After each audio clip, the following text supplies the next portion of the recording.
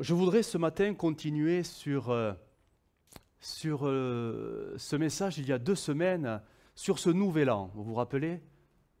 Il y a en Israël 2 nouvel an, encore aujourd'hui. Il y a le nouvel an, on va dire, du calendrier civil. C'est ce qu'ils appellent en hébreu le Rosh Hashanah, qui est tout simplement donc en automne, début de l'hiver-automne. Et le nouvel an religieux, et celui-là, c'est au printemps. Et Dieu l'a décrété le jour où Israël est sorti d'Égypte. Alors, pour essayer de vous remettre à mémoire un peu tout ce qu'on a vu, j'ai préparé un petit diaporama qui va s'afficher. Et on avait vu que dans l'histoire d'Israël, ce mois de Nissan, c'est le mois de Nissan, prend une tournure assez particulière parce que Dieu s'est plu de se servir de cette période-là pour donner comme un renouveau sans cesse à Israël. Et le mois de Nissan, et le mot Nissan veut dire commencement.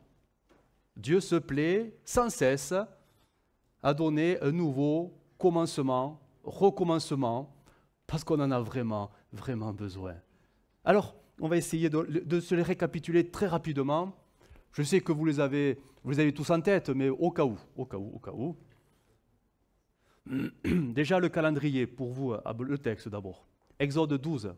L'Éternel dit à Moïse et à Aaron, ils sont en Égypte, ce mois-ci, alors dans le contexte, ce mois-ci ne s'appelait pas Nissan à l'époque, mais Abib, qui veut dire en hébreu épis. Pourquoi épis? Parce que ce mois-ci, c'est le début des premiers épis de la récolte. On est au printemps. Voilà, c'est pour ça qu'il s'appelait comme ça. Sera pour vous, donc désormais, le premier des mois, vous le considérerez comme le premier des mois, donc c'est-à-dire que Abib devient Nissan, parce que Nissan veut dire en hébreu commencement de l'année. Alors, voilà, je sais que vous attendiez tous le schéma, le voici. Ben oui, c'est plus clair avec un dessin. On est comme des enfants. Alors, voyez, le Nissan, il est cerclé de jaune. Donc, il devient le premier mois. Initialement, ce n'est pas le premier. Initialement, le premier mois, c'est à l'opposé. C'est le 7, Tir-6. Tir-6, c'est tout simplement, le premier Tir-6, c'est la fête des trompettes, c'est le fameux Rosh Hashanah. Sauf que Dieu aime bousculer les choses. Et il va dire, on décale tout de 6 mois. Et voilà que le 7e devient le premier, et le premier deviendra le 7e. Donc, Épi devient Nissan, le commencement. C'est Dieu, hein, qui va dire qui fait mal. Vaut mieux pas. C'est le nouvel an. Non, il y a 2 nouvel an. Le nouvel an religieux, qui est le premier de Nissan, et le nouvel an civil, qui est le Rosh Hashanah, qui est le premier de Tir-6. Voilà. Et dans la parole de Dieu, c'est donc Exode 12, c'est la charnière entre les deux. C'est là où il y a le changement. Exode 12, c'est vraiment pour Israël le changement. Comme nous, ça serait l'Ancien et le Nouveau Testament, charnière, pour eux, c'est Exode 12. Ça change toute la donne et tous les repères. Alors, on a vu quoi? Qu'est-ce qui s'est passé pendant ce mois? Ce qu'on a vu la première fois, c'est Nombre 33. Le texte nous dit, les Israélites partirent de Ramsès le premier mois. Donc, en fait, c'est Abib, mais il devient Nissan. C'était le 7e, mais il devient le premier. Et ils partirent le 15e jour du premier mois, le lendemain de la Pâque. Ils sortirent librement sous les yeux de tous les Égyptiens. Donc, après 430 ans d'esclavage en Égypte, c'est la délivrance du peuple de Dieu, un nouveau commencement, une nouvelle liberté. Ça, on l'a vu, un renouveau, un nouveau commencement. On a vu un deuxième point, Exode 40, verset 17, on est toujours au mois de Nissan, encore une fois, le premier jour du premier mois, donc de Nissan, donc c'est le nouvel an, de la seconde année cette fois, le tabernacle fut dressé. On est dans le désert, hein? Donc après un an dans le désert, c'est la construction du tabernacle, donc un nouveau commencement pour le service de Dieu. Autrefois, c'était des maçons un peu forcés, pendant quand même plus de 4 siècles, et là ils deviennent des sacrificateurs, un peuple saint mis à part pour Dieu, un nouveau commencement. On a vu également Josué 4, 19, c'est le 10e jour du premier mois, donc de Nissan, que le peuple traversa le Jourdain et ils établirent leur camp à Gilgal, donc après 40 ans de désert. Le peuple rentre dans le pays promis à Abraham. Et donc c'est un nouveau commencement pour entrer maintenant dans les promesses de Dieu. On a vu également, bien des siècles plus tard, nous sommes dans les Chroniques au chapitre 29, avec Ézéchias, ce roi. Ézéchias réouvrit les portes du temple de l'Éternel et les fit remettre en état. Ils commencèrent cette purification le premier jour du premier mois, donc de Nissan, et ils mirent 8 jours à purifier le temple de l'Éternel. Et ça a été là un grand réveil pour la ville de Jérusalem, mais également pour tout le royaume du Sud, donc de Juda. Un nouveau commencement par une nouvelle sanctification du temple du Saint-Esprit.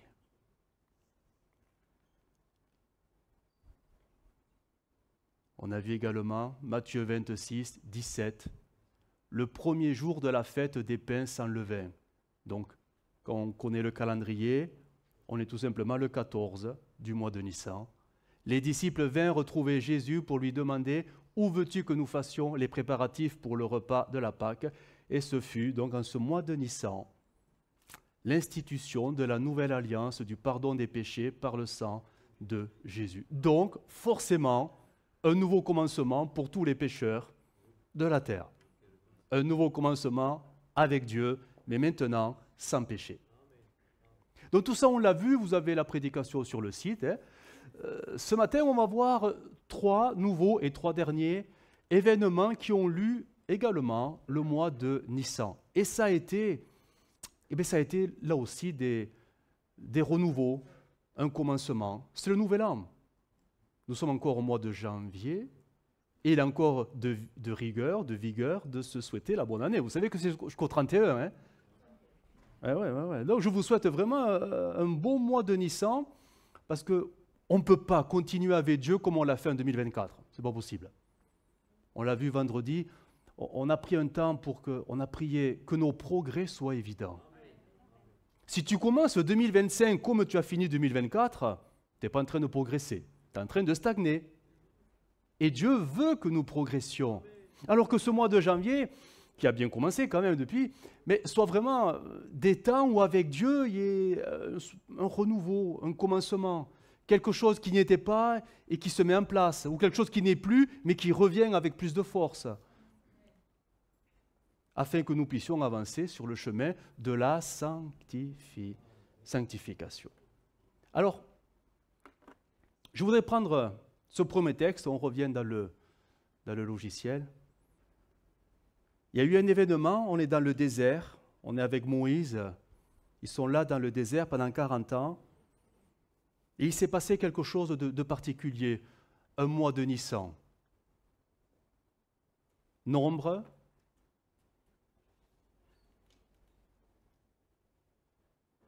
chapitre 20, verset 1, ça va venir, voilà. Je le lis dans la version Semeur. Le premier mois de l'année, toute la communauté des Israélites parvint au désert de Sin. Le peuple établit son campement à Kadesh. Et là, quelqu'un meurt. C'est étonnant, hein? Quelqu'un meurt. C'est là que mourut Myriam, ou Marie, c'est la même personne, hein? Et qu'elle fut enterrée. Le Saint-Esprit nous a parlé de mort. Ce texte nous parle d'une mort. Je ne crois pas qu'elle était destinée à mourir dans le désert. Dieu avait des projets beaucoup plus grands pour cette génération. Ils auraient dû rentrer dans le pays promis. Sauf que toute la première génération va périr dans le désert. Sauf que là, Dieu nous donne l'identité de cette personne. Myriam, On la connaît parce qu'on connaît le frère. Son frère, c'est qui? Moïse et Aaron. Myriam, c'est l'aîné. Et on sait qu'en Israël, bon, l'aîné est quand même, bon, les hommes. Mais elle a une place assez particulière dans l'histoire d'Israël parce qu'elle a été, Myriam, un instrument incroyable dans les mains du Seigneur. C'est elle qui, enfant, a veillé sur le petit Moïse qui était, vous savez, dans le petit bateau, le petit panier. Vous savez comment ça s'appelle ce petit panier? Un Moïse. Moïse était dans le Moïse. Bon, bref, ok. Elle est dans le panier. Alors, elle est là, elle veille, parce que bon, sur le Nil, bon, voilà quoi. Et c'est là que la fille de Pharaon est là et voit le petit panier, le récupère, elle voit le petit garçon, et paf, elle sort de sa cachette, Myriam, et elle lui dit, c'est étonnant quand même, parce que c'est un bébé, et elle lui dira, mais je connais quelqu'un qui pourra l'allaiter pour toi. Ah, tu m'étonnes. Et elle va chercher la maman, Jochébed. Et le texte dit même qu'elle sera payée pour allaiter le bébé. Incroyable, comment Dieu... Certains pasteurs ont dit que ce sont les premières allocations familiales. Bon, le texte ne le dit pas, mais le principe, il est là. Voilà. Donc, Myriam, elle a un rôle incroyable. C'est la même Myriam qui, des années plus tard, elle a grandi. Et une fois qu'ils traverseront, vous savez, la mer Rouge, une fois de l'autre côté, qui va prendre le tambourin? C'est Myriam. Et qu'est-ce qu'elle va faire avec le tambourin? Elle ne va pas que faire de glo-glo-glo. Hein. Elle va danser. Bon, ça, on peut tous le faire, qu'on a un peu le rythme. Mais elle va faire quelque chose que peut-être nous, on ne sait pas faire. Hein. Elle s'est mise à prophétiser, tout en dansant. Ah, quand même. Donc l'esprit est sur elle. Et il y a eu certainement une onction particulière que le texte dit que toutes les sœurs, bon, les femmes, se sont mises à danser avec elle. Il y a eu quelque chose de particulier pour célébrer la victoire du Seigneur. Donc quand même, l'esprit est sur elle. Elle est bien, Myriam, là. Oui, mais dans le désert. On dit souvent que le peuple a murmuré. Oui, mais pas que le peuple. Myriam s'est mise à murmurer contre le choix de Dieu, c'est-à-dire contre son petit frère. C'est Myriam, Aaron et Moïse, le pitchou. Sauf que Dieu a choisi le pitchou. Et la grande sœur, à un moment donné, va dire non. Comment ça se fait que c'est que toi qui reçois les oracles de Dieu?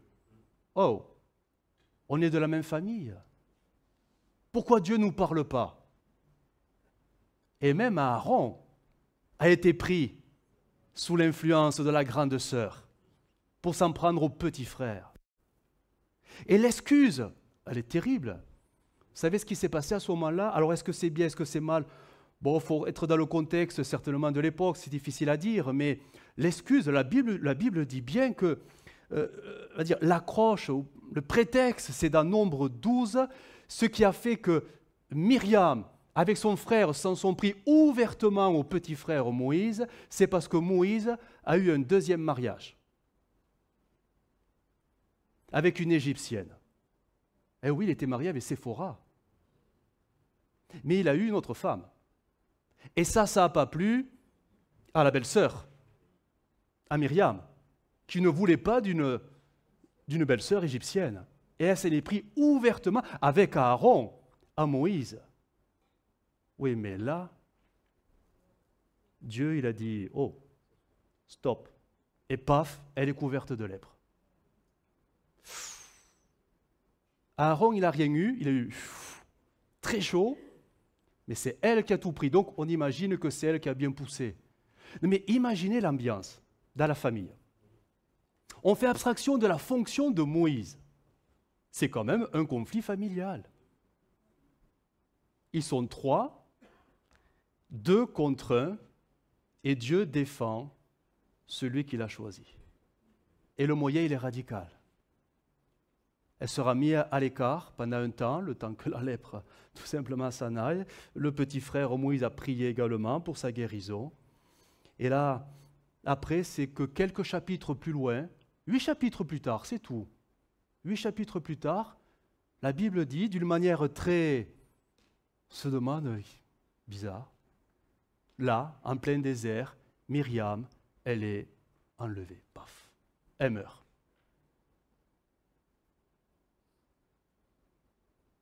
J'ose poser la question, je me la pose. Est-ce que ça a remis la paix dans cette famille?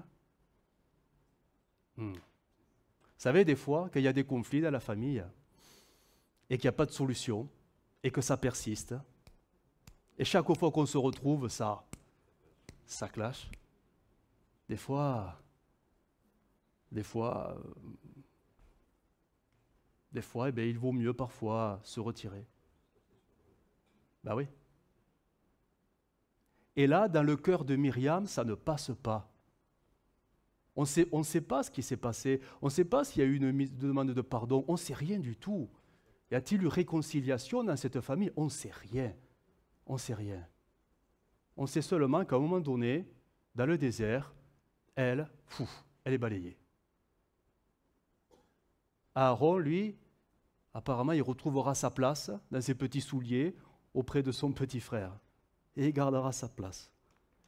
Mais elle, c'est comme si Dieu lui avait dit, écoute, tu as murmuré, tu t'en es pris ouvertement. Le texte dit ouvertement. Ouvertement, donc devant tout le monde. Tu t'en es pris à mon serviteur. Je t'ai donné du temps. Maintenant, je te reprends. Je pense que ça a été pour ce foyer, le foyer de Moïse, ça a été comme un nouveau commencement. Pourquoi c'est arrivé au mois de Nissan? C'est curieux, hein? Certains vont dire coïncidence, peut-être. Certains vont dire peut-être autre chose. Mais c'est arrivé quand même au mois de Nissan. Et certainement que ça a dû être comme, ben oui, une épine. Une épine dans le pied, qui a été enfin enlevée.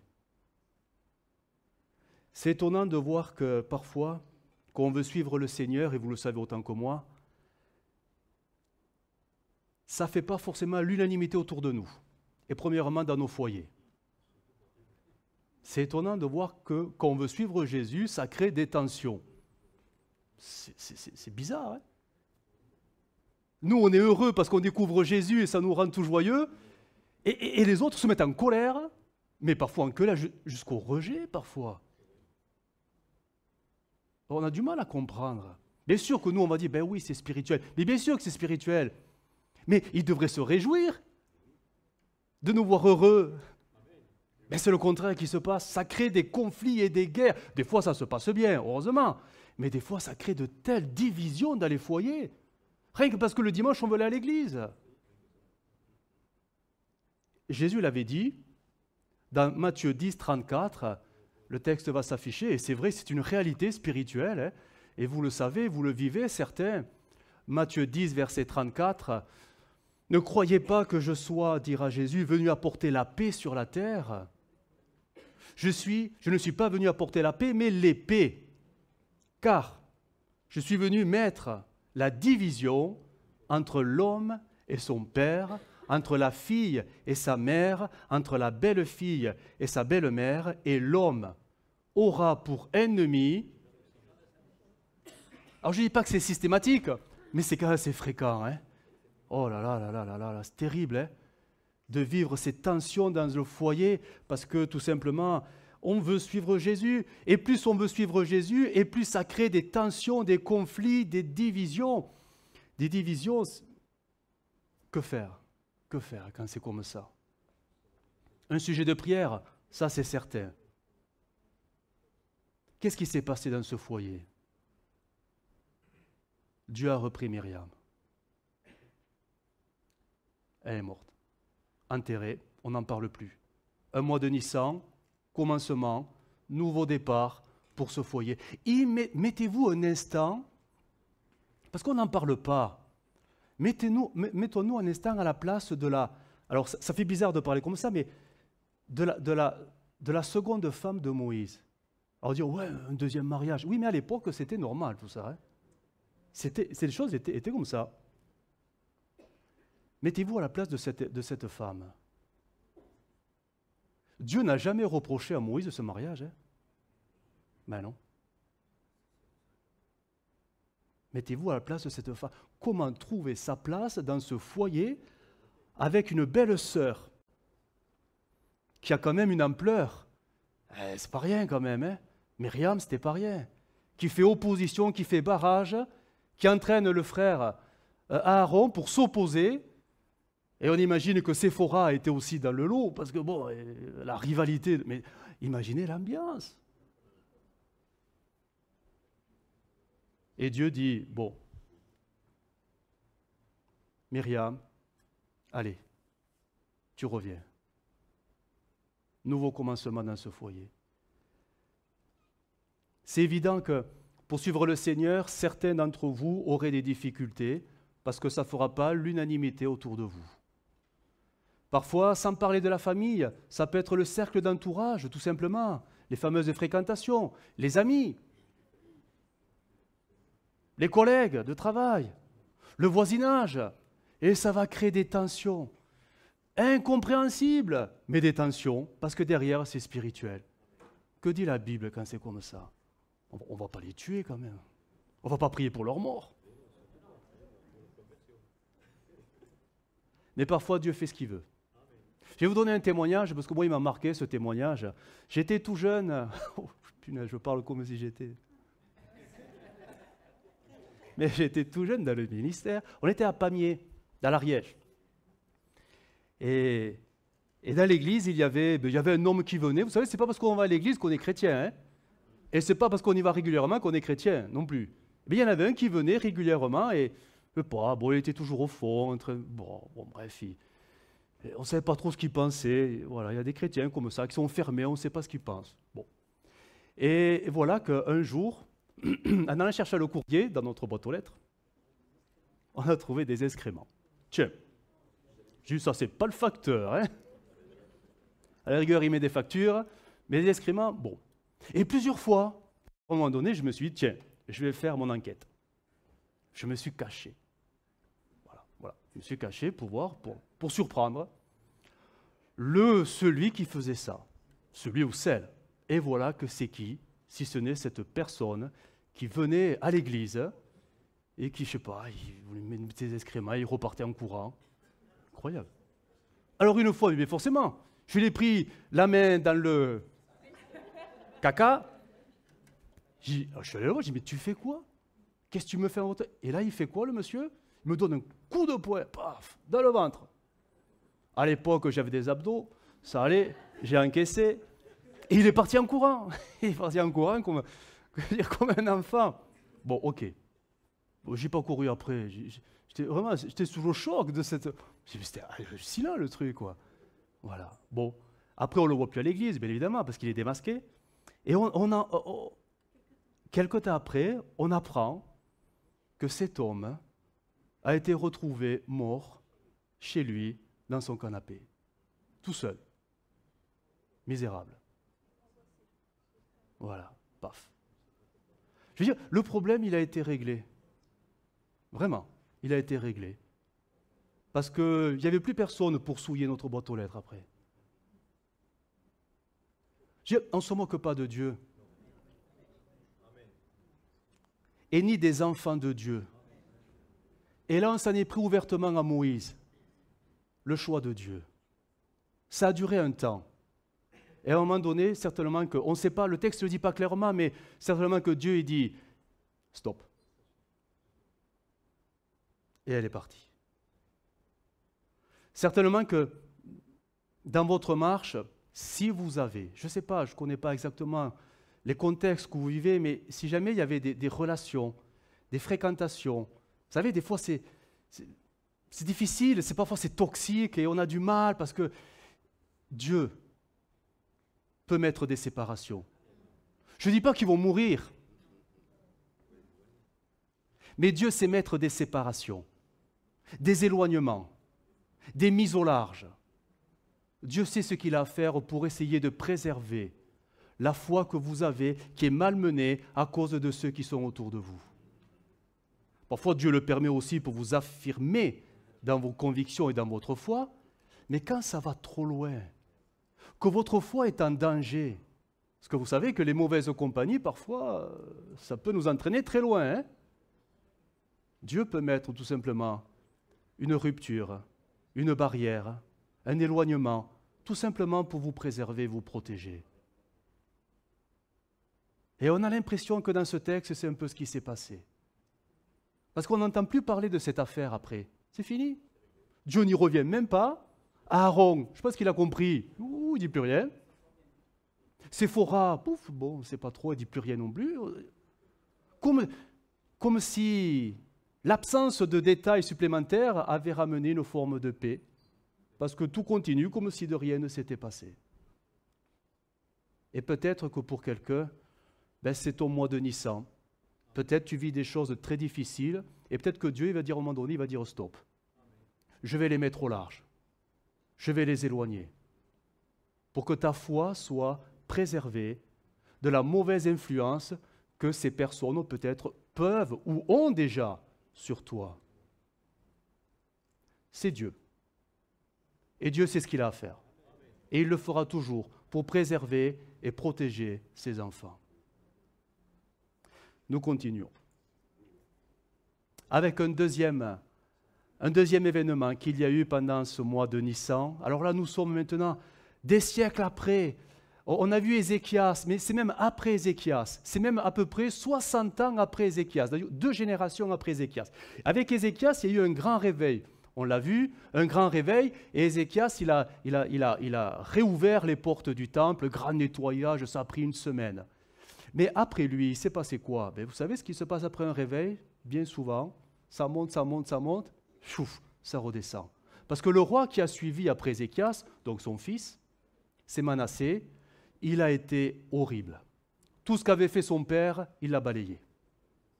Et là où c'est parfois incompréhensible, on aurait pu penser que Dieu allait écourter le règne de ce mauvais roi. Ben non. Ce roi a duré 58 ans, son règne. Et le successeur, c'est-à-dire le petit-fils, 2 ans. Donc 60 ans après, il reste quoi du grand réveil d'Ézéchias? Plus rien. Le temple est fermé, plus rien. Il y a des idoles partout, il y a des autels partout. C'est le grand, grand déclin en 60 ans. On a du mal à imaginer, ça fait 2 générations. Hein. Et là, on est avec un nouveau roi. Oh, il est tout jeune. Il est tout jeune. Il a 8 ans quand il est couronné. 8 ans. Un roi de 8 ans. Nous sommes avec Josias. Le texte va s'afficher.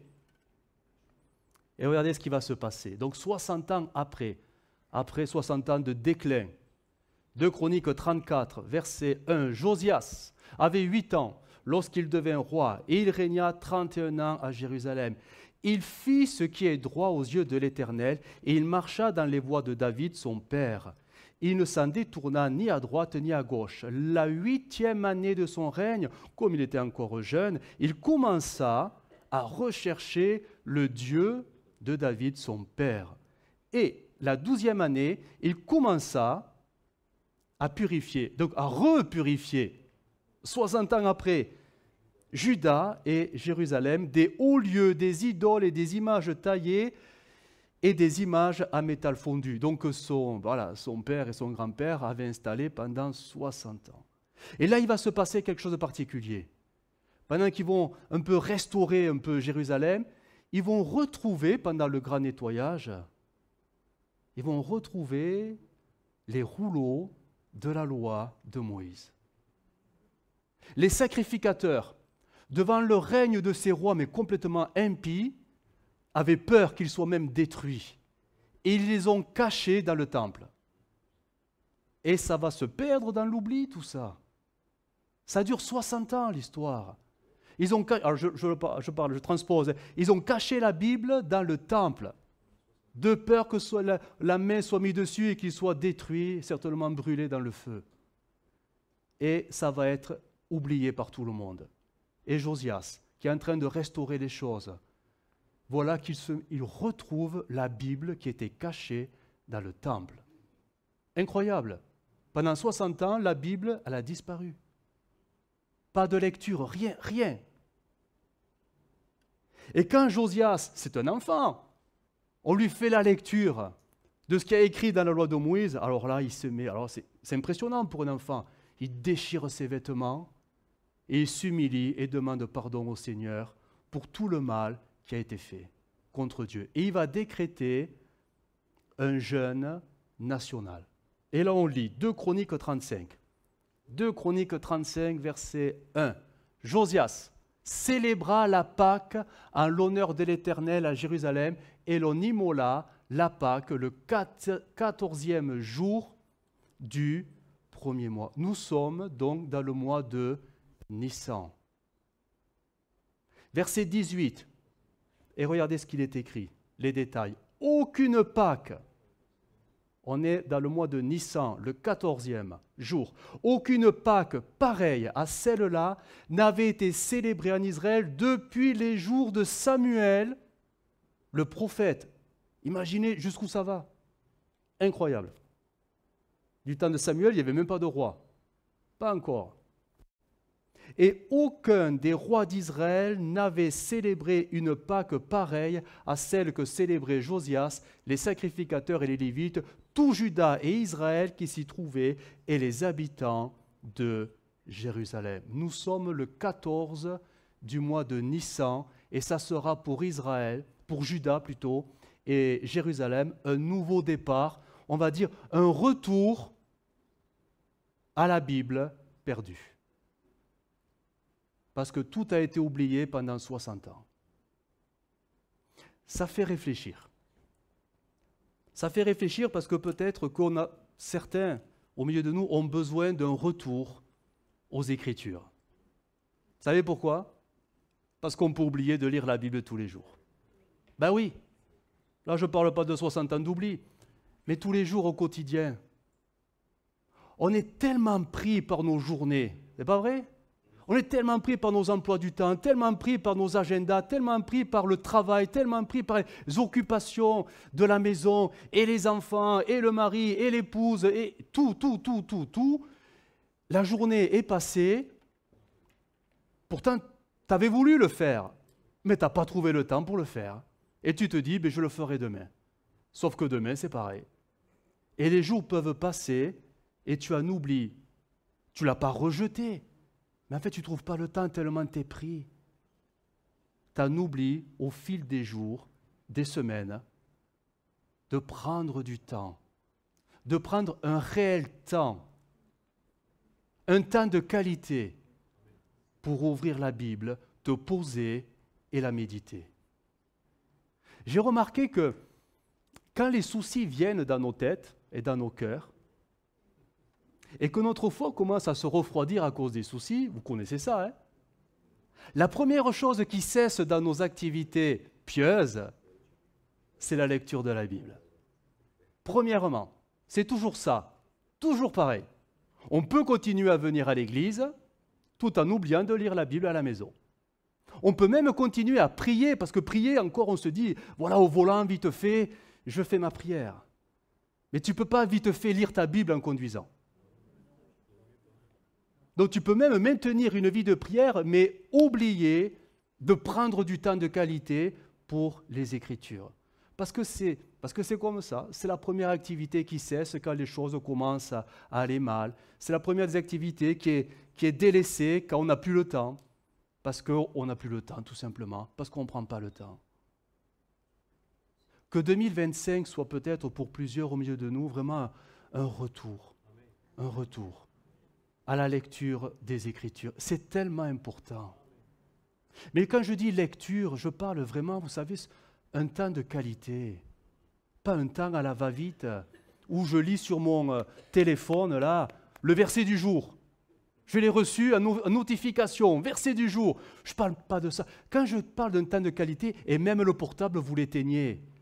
Quand je parle d'un temps de qualité, c'est reprenez une Bible, une vraie Bible, vous savez, avec du papier. Vous savez pourquoi ? Parce que si vous lisez la Bible sur votre téléphone, c'est qu'une question parfois de secondes pour que vous ayez la notification, un texto, un message, un WhatsApp, un coup de téléphone. Vous êtes en pleine lecture, vous faites quoi? Vous allez répondre forcément, vous allez donner suite à un texto, bref, vous allez quitter la lecture. Jésus a dit, quand tu pries, entre dans ta chambre, et là, tu fermes la porte pour rester dans la prière. J'ose dire, quand tu veux lire la Bible, entre dans ta chambre et prends pas ton téléphone avec toi. Prends ta vraie Bible. Parce que là, tu n'auras pas de notification, tu n'auras pas de message. Le téléphone, il ne va pas sonner, tu ne l'as pas avec toi. La Bible dit bien, regardez, 1 Timothée 4, 13, l'apôtre Paul déjà encourageait Timothée, jusqu'à ce que je vienne, applique-toi. Applique-toi à la lecture et à l'exhortation, à l'enseignement. Applique-toi à la lecture. Verset 15. Occupe-toi de ces choses, donne-toi tout entier à elles, afin que tes progrès soient évidents pour tous. Se donner tout entier à une forme de consécration pour simplement lire la Bible, tout entier. Arrêtons de lire la Bible en faisant autre chose. Donnons-nous tout entier à la lecture des Écritures. Bien sûr que ça prend du temps. Bien sûr qu'il faut ménager du temps. Mais on en a vraiment besoin. Ce n'est pas une option dans la vie chrétienne. Ce n'est pas pour rien que même l'Écriture nous dit « Faute de connaissance, mon peuple... » Voilà. Oui, périt, se dépérit, et sans force devant les situations, où n'a pas la vision pour savoir quoi faire, et ne sait plus juger ce qui est bien de ce qui est mal, et ne sait plus discerner les temps. Et tout est dans la Bible, mais si seulement on pouvait comprendre que c'est tellement important de lire la Bible. La version Parole vivante nous traduit ces mêmes textes, je vais les relire. Verset 13, Parole vivante nous dit, donc en attendant ma venue, voilà le mot. Vous voyez, il est même utilisé, consacre-toi à la lecture personnelle et publique des Écritures, etc., etc. C'est vraiment une forme de consécration. Le verset 15 nous dit, toujours dans la parole vivante, médite assidûment ces choses et prends-les à cœur. Consacre-leur toute ton attention, ça va loin quand même, hein, et ton énergie, afin que tout le monde soit frappé de tes progrès. C'est vraiment pas une option de lire la Bible. Entre parenthèses, si vous n'avez pas de Bible, il se peut. Allez au comptoir de librairie, en commandez une. Vous avez toutes les versions maintenant, selon le choix, si vous voulez faire de l'étude ou de la simple lecture qui exhorte. Il y a tellement de versions, mais lisez la Bible en papier. Revenez au papier. Les téléphones, c'est bien, mais c'est mal aussi. Vraiment, vraiment. C'est important. Dieu veut un peuple solide, un peuple fort. Mais elle vient d'où notre force? Elle est où notre nourriture? Tout ça, c'est dans l'Écriture. Et pourtant, c'est la première chose que nous délaissons. Revenons vraiment aux Écritures. Josias, 60 ans après, il a fait un jeûne national pour que tout le monde revienne au rouleau de la loi de Moïse. Et ça a été une grande bénédiction. On a vraiment besoin que la parole de Dieu oriente nos vies, vraiment. Et vous allez voir que Dieu vous parlera par la Bible. Hein. Vous l'avez lu, la Bible, ce matin?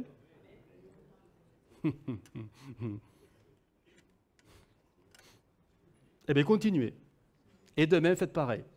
Vraiment, prenez ce temps, mais vraiment un temps de qualité, vraiment. Et un dernier événement qu'il y a eu pendant le mois de Nissan. Alors, nous sommes dans Esdras, chapitre 6, verset 16. Esdras, c'est étonnant ce qui s'est passé. Vous savez qu'Israël est en captivité 70 ans. Ils ont été en captivité, c'est les Babyloniens qui les ont envoyés en captivité parce qu'ils n'ont pas voulu écouter Dieu. Alors Dieu les a frappés. Jérusalem est tombée, le temple a été détruit. Ils ont été déportés pendant 70 ans. Et 70 ans après, Dieu va les faire sortir de cet exil. Esdras 6, verset 16. Les enfants d'Israël, les sacrificateurs et les Lévites et le reste des fils de la captivité firent avec joie la dédicace de cette maison de Dieu. Verset 19 nous dit, les fils de la captivité célébrèrent la Pâque le 14e jour, et on revient bien sûr sur le mois de Nissan, le premier mois. 70 ans après, le temple a été reconstruit. Alors il faut comprendre, en fait, ils sont sortis de la captivité, de cet exil, en 3 vagues successives. Hein. Il y a eu Esdras en plusieurs fois, il y a eu Néhémie, etc. Mais quand est venu le moment de la dédicace, les choses se sont faites au mois de Nissan. Il est écrit dans Esdras 8, après, Esdras 8, verset 1er, voici... Non. Bon, je lis le texte, Esdras 8, verset 1er. Voici avec leur généalogie la liste des groupes familiaux qui rentrèrent avec moi, donc c'est Esdras qui parle, qui rentrèrent avec moi de Babylone sous le règne de... Oui. Artaxerxès. Verset 31. Le 12e jour du premier mois, on est toujours au mois de Nissan, nous avons quitté le fleuve d'Ahava pour nous rendre à Jérusalem. Tout au long de la route, notre Dieu a pris soin de nous en nous protégeant des attaques d'ennemis et des embuscades des pillards. Et tout ça s'est passé le mois de Nissan. Plusieurs vagues, 3 vagues, dont 2 significatives qui ont eu lieu le mois de Nissan, et ça a été la dédicace du temple, et après avec Néhémie, la reconstruction des murailles. Mais tout ça pour dire qu'en fait, Nissan a été choisi de Dieu pour que Israël, en 3 vagues, sorte de Babylone. Parce que c'était là-bas qu'ils étaient en exil. Tout comme ils sont sortis d'Égypte en son temps, après 430 ans, nouvel exil, Babylone, ça durera 70 ans, mais ils sortiront pareillement au mois de Nissan. Ils sont sortis de Babylone le mois de Nissan. Je crois que nous avons derrière cette ville, Babylone, un enseignement des Écritures très fort. Babylone n'est pas une bonne ville. Dans la Bible, c'est la ville du péché. Il est écrit dans Apocalypse 18, verset 4. « Et j'entendis une autre voix qui vient du ciel, et elle dit, « Mon peuple, sors de Babylone.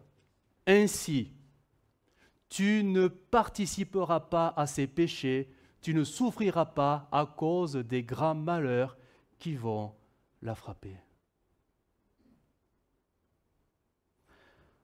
On ne peut pas, l'enfant de Dieu, nous sommes des enfants de Dieu, on ne peut pas plaire à Dieu en vivant encore à Babylone. Babylone, c'est l'image du monde. Tu ne peux pas plaire à Dieu quand ton cœur, ta mentalité, ton âme est imprégnée des choses de ce monde. Tu ne peux pas plaire à Dieu. Forcément, tu vas être entraîné dans le péché du monde, immanquablement. Dieu veut nous sanctifier. Dieu, pour nous sanctifier, il nous dit tout simplement, mais sortez de ce monde, sortez de cette ville. Sortez de son influence, sortez de sa mentalité. Ne faites pas comme eux. Vous n'êtes pas comme eux. Vous êtes dans le monde, mais vous ne devez pas vivre comme eux. Donc il y a des choses auxquelles l'enfant de Dieu va devoir apprendre à dire « Ben non, je ne peux pas. Je ne peux pas, je suis enfant de Dieu. Je ne peux pas, je suis au Seigneur, je suis chrétien. Je ne peux pas mentir comme vous. Je ne peux pas tromper les autres, je ne peux pas tricher. » Alors, on dit, oui, mais on ne peut plus rien faire. En fait, tu ne peux plus rien faire qui pourrait nuire à ton salut.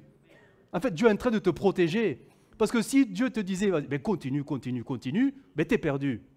Mais Dieu veut tellement te sauver qu'il te dit, mais arrête de faire ce qui va te perdre. Et ça, on ne le comprend pas. Et voilà qu'on fait de la vie chrétienne une vie d'interdiction. Ah oui, j'ai plus le droit. Mais oui, mais si Dieu te laissait le droit, tu te perdrais. Tu préfères quoi? Profiter des avantages de ce monde et te perdre pour l'éternité? ou renoncer à ces avantages qu'a le monde et gagner le ciel pour l'éternité.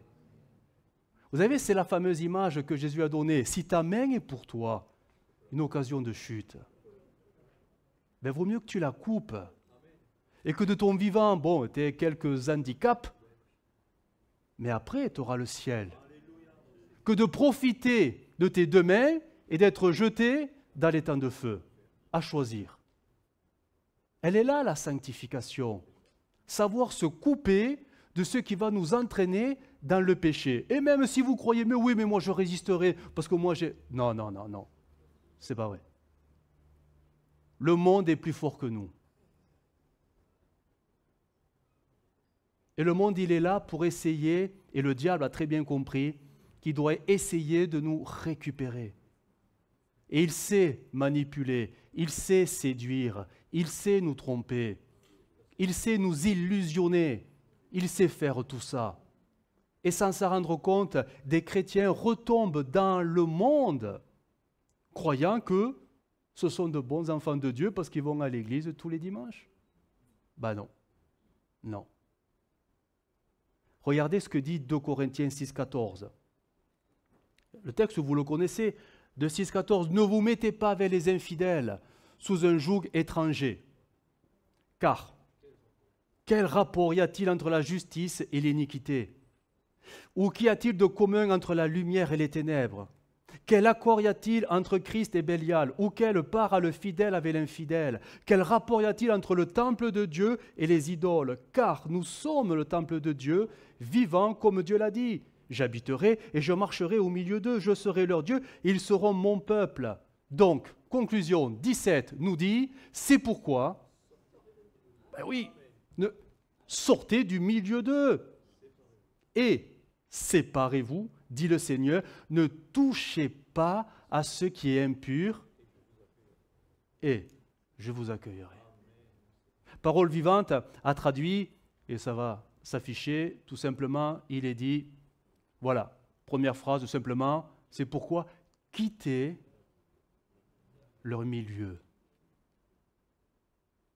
Séparez-vous d'eux et tenez-vous à l'écart, dit le Seigneur. On ne peut pas marcher pour Dieu en vivant comme le monde. Ce n'est pas possible. Dieu nous place devant un choix. Ce n'est pas Dieu qui va te sortir de ta Babylone. C'est toi qui dois en sortir. Parce que Dieu te dit que tu dois en sortir. Et si tu sors, Dieu t'accueillera. Tout simplement. Tout simplement. Mais ça demande parfois de prendre des positions, d'apprendre à dire non. Et ça, parfois, c'est mal compris, c'est mal perçu, mais c'est pour Dieu. Il y aura un prix à payer parfois. Ben oui, c'est sûr. Nos choix ne seront pas compris. Que ce soit, je reviens à mon premier point, parfois dans nos familles, parfois sur le lieu de travail, parfois avec les voisins. Bref, on ne sera pas forcément compris, mais en fait, on ne le fait pas pour plaire aux autres, on le fait pour plaire à Dieu. Parce que derrière, il y a une promesse. Il y a une promesse. On ne peut pas vivre en marchant comme Babylone et croire qu'on marche pour Dieu en même temps. On se trompe, hein, on se trompe. Hein. Regardez, l'apôtre Jean avait très bien compris ce principe spirituel. 1 Jean 2,15 nous dit « N'aimez point le monde, ni les choses qui sont dans le monde. Si quelqu'un aime le monde, regardez, vous voyez comment on se trompe?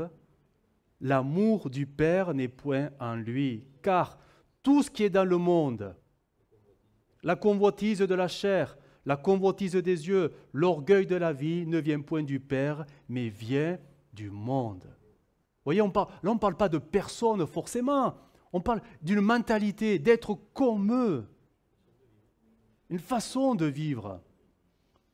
Si tu vis comme le monde, tu ne vis pas selon l'esprit, ce n'est pas possible. C'est soit l'un, c'est soit l'autre. Et 2 Pierre 1,4 nous dit « Celle-ci nous assure de sa part les plus grandes et les plus précieuses promesses, afin que par elles, vous deveniez participants de la nature divine. » Mais comment? Ah. Ce n'est pas en venant plus souvent à l'église. C'est même pas venant à toutes les réunions à l'église. C'est pas lisant ta Bible 15 chapitres par jour. C'est pas en priant 1 heure montre à main. En fuyant. Donc sanctification. En fuyant la corruption qui existe dans le monde. Et le voilà le point faible qu'on a tous, hein? La convoitise. Ça nous renvoie, vous savez, à Ève. Oh, le fruit qu'il est beau! Qu'est-ce qu'il est beau! Et le diable, il a fait quoi? Ah ben ouais, t'as vu, il est vraiment beau, hein? Et même, je te dis que si tu en goûtes, tu deviendras comme Dieu. Mais si elle ne l'avait pas regardé, si elle était allée ailleurs, si elle lui avait tourné le dos à cet arbre et à ce fruit, c'est ça la sanctification, tourner le dos à ce monde, à Babylone, pour marcher sur un nouveau chemin, celui du Seigneur. Vous savez que ça a un nom, ce fameux demi-tour sur soi pour prendre un chemin opposé, ça a un nom. Vous le connaissez ce nom, mais il est très mal compris. Non, pas la repentance. Oh là là, pardon? Non. C'est un mot il est tellement dénaturé dans notre langage, pourtant. La conversion. Ah oui, mais je me suis converti, j'ai changé de religion, mais ça n'a rien à voir. Marcher dans la conversion, c'est marcher à l'opposé de ce qu'on faisait autrefois. Le texte dit, repentez-vous, première étape, et convertissez-vous. Une fois que tu as compris ton péché, c'est bien de l'avoir confessé à Dieu, oui, mais maintenant, il faut s'en éloigner. Ça s'appelle la conversion.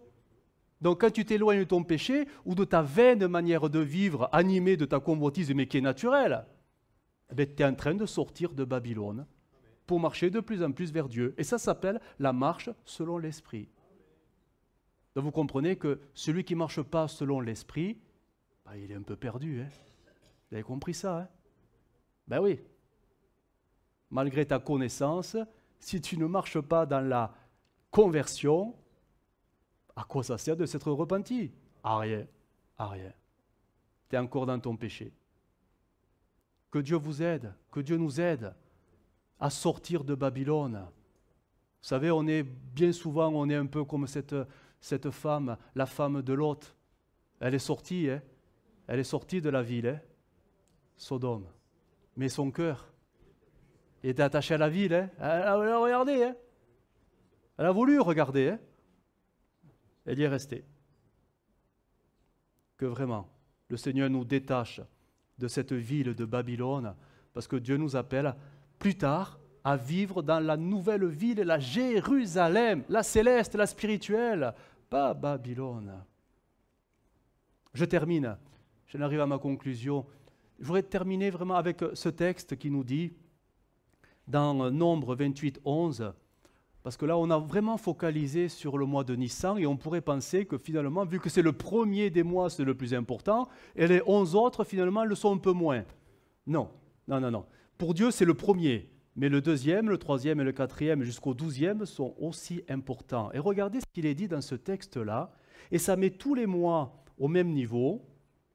Nombre 28, 11, au commencement de vos mois, vous offrirez un holocauste à l'Éternel.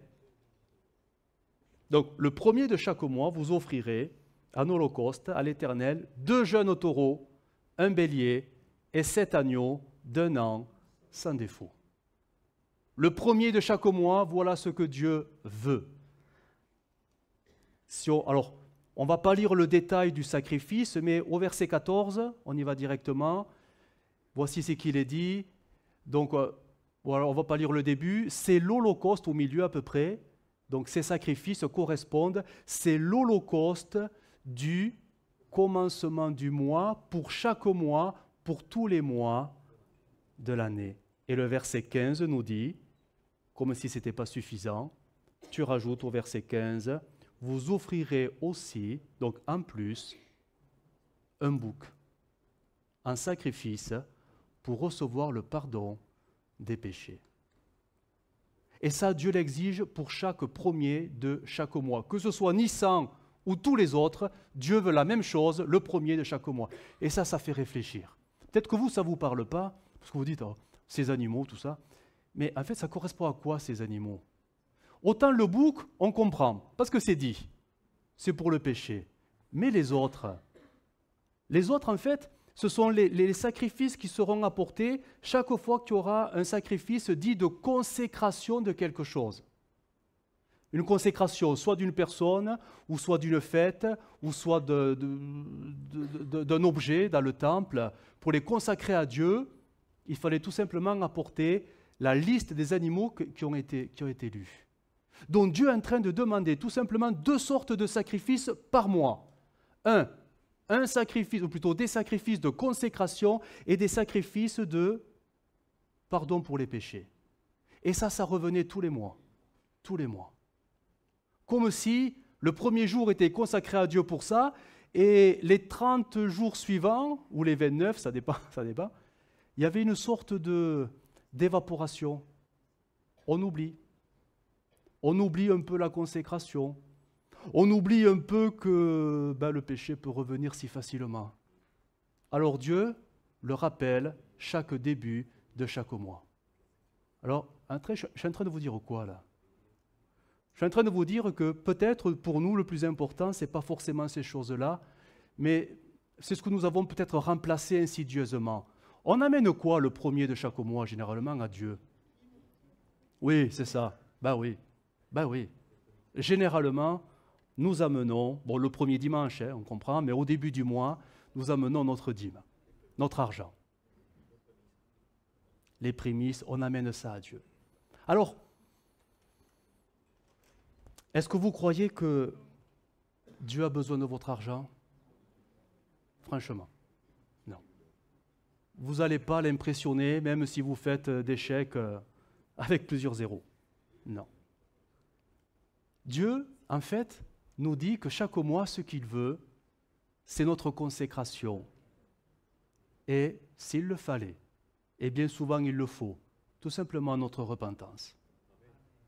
Parce que nous sommes des gens si oublieux. C'est pas vrai? Mais si.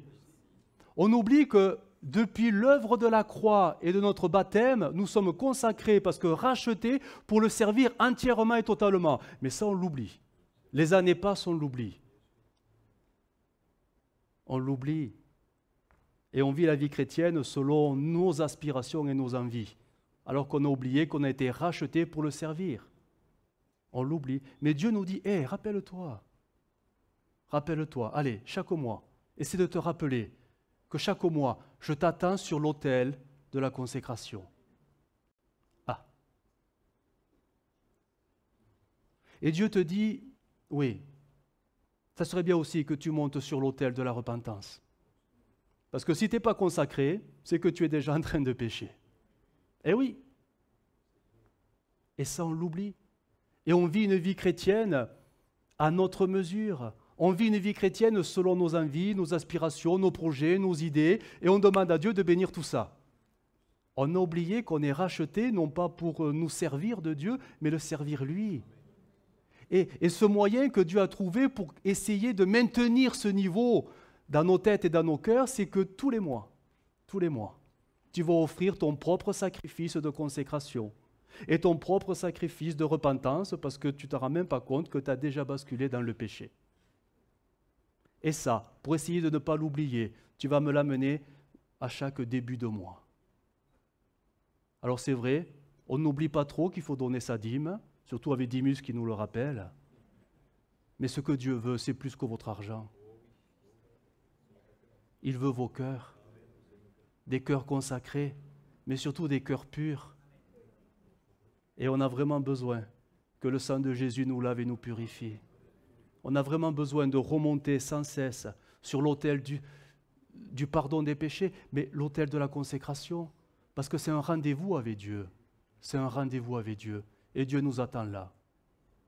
On est sauvés pour le servir, et on est sauvés pour avoir des cœurs purs.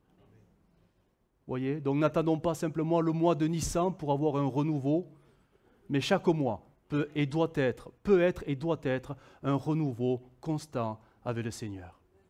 Parce que tout simplement, Jésus l'a dit, et je termine, l'esprit est bien disposé, et ça, j'en doute pas, hein, mais la chair, et ça c'est une évidence, elle est très, très faible. Et notre tendance, c'est de sortir de l'autel de la consécration et de sortir de l'autel du pardon des péchés. Et on ne s'en rend pas trop compte. On glisse, pouf, on glisse. Que Dieu nous aide à vivre cette dimension que Dieu attend pour chacune de nos vies. On va fermer nos yeux et on va prier maintenant. Seigneur, nous te bénissons. Te bénissons pour ta parole. Te bénissons, Seigneur, parce que par le Saint-Esprit, tu la rends vivante dans nos cœurs et tu nous appelles à reconsidérer nos voies et notre manière de vivre sous ton regard. Tu nous as parlé ce matin et nous voulons simplement là être attentifs maintenant à ton action.